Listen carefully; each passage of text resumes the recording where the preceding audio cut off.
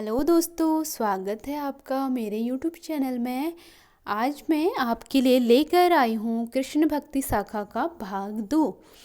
उसमें मैं आपको सबसे प्रसिद्ध कवि कृष्ण भक्ति के सूरदास जी के बारे में बताऊंगी, जो वल्लभ संप्रदाय के कृष्ण भक्त कवि हैं। तो सबसे पहले हम वल्लभ संप्रदाय के कृष्ण भक्ति कवियों के बारे में जान लेते हैं।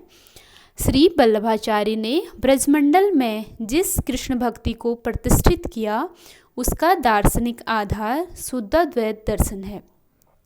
यानी वल्लभाचार्य जी का दर्शन शुद्धाद्वैत है। जिस भक्ति को स्थान दिया गया, उसका आधार उन्होंने पुष्टि मार्ग को बनाया।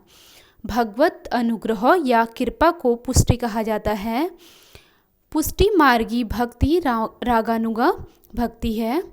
श्री वल्लभाचार्य ने जिस पुष्टि मार्गी भक्ति संप्रदाय की स्थापना की थी, उसका जिन हिंदी भक्त कवियों द्वारा पल्लवन किया गया, उन्हें अष्टछाप के कवि कहा जाता है।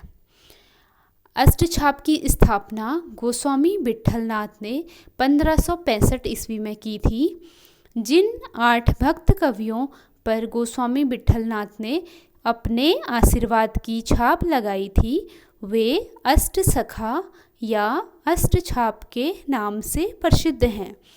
इन 8 कवियों में 4 जो हैं वो वल्लभाचार्य जी के शिष्य थे।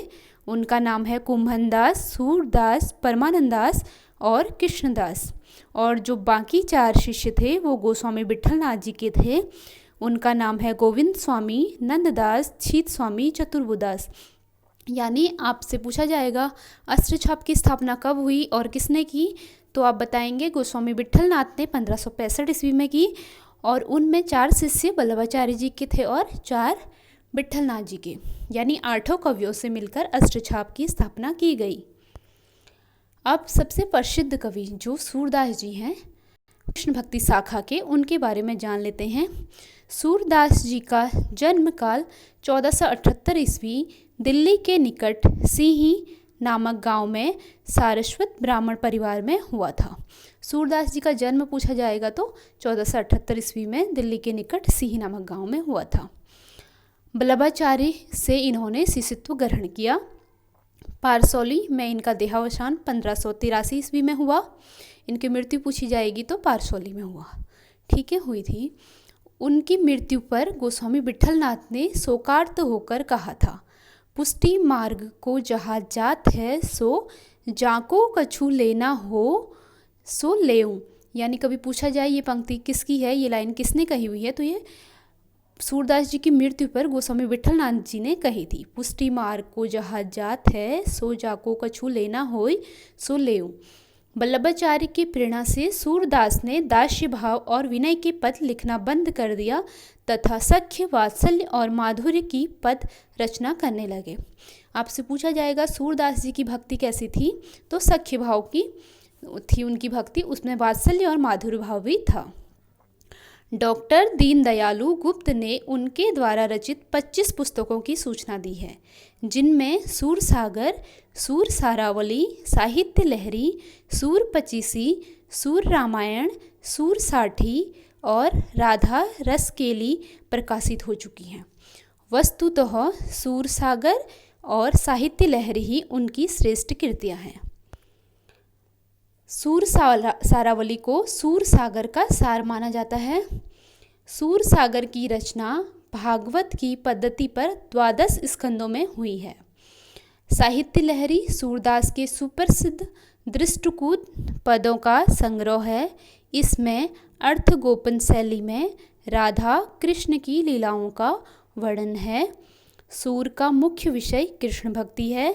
भागवत पुराण को उपजीव मानकर उन्होंने राधा कृष्ण की अनेक लीलाओं का वर्णन सूर सागर में किया है। सूर के भाव चित्रण में वात्सल्य भाव को श्रेष्ठतम कहा जाता है। बालक की विविध चेष्टाओं और विनोदों के क्रीड़ा स्थल मात्र हृदय की अभिलाषाओं, उत्कंठाओं और भावनाओं के वर्णन में सूरदास हिंदी सर्वश्रेष्ठ कवि ठहरते हैं। हिंदी में वो सर्वश्रेष्ठ कवि माने जाते हैं।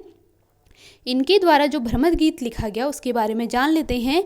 प्रवास जनित वियोग के संदर्भ में भ्रमर गीत प्रसंग तो शूर की काव्य कला का उत्कृष्ट निदर्शन है। इस अन्योक्ति एवं उपालंब काव्य में गोपी उद्धव गोपी संवाद को पढ़कर सूर की प्रतिभा और मेधा का परिचय प्राप्त होता है। यद्यपि सूर ने इन सभी का वर्णन किया है, किंतु उनका मन सख्य वात्सल्य रूप कांत और तन्मयासक्ति में अधिक रमा है। उनकी सुप्रसिद्ध पंक्ति है, उर्मे माखन चोर गड़े, अब कैसे हूँ निकसत नहीं उद्धव, तिरछे हुए जू अड़े।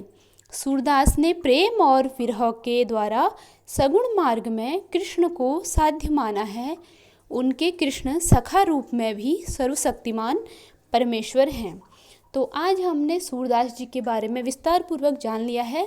अगर आपके एग्ज़ाम में कहीं से भी इन पर कोई प्रश्न पूछा जाता है तो आप आसानी से कर पाएंगे, तो इसलिए इन नोट्स को बार बार पढ़िएगा और अगर आपको इम्पोर्टेंट लगे तो इसे अपने कॉपी में नोट भी करते रहिएगा। इसी के साथ आप सबका धन्यवाद। मिलती हूँ अगले वीडियो में। पसंद आए तो लाइक, सब्सक्राइब और कमेंट्स करके ज़रूर बताइएगा।